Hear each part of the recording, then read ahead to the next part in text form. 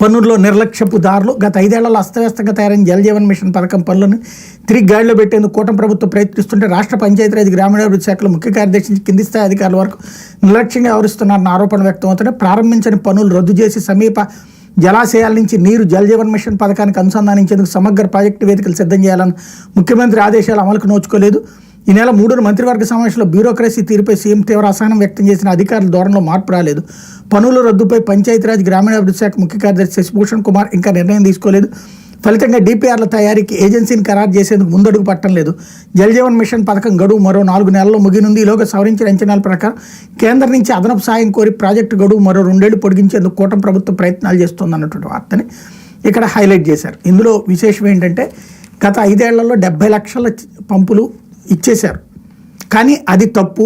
ఇప్పుడు ఈ 6 నెలల్లో ఏమీ చేయలేదు అన్నటువంటిది మాత్రం ఇది అధికారుల తప్పే.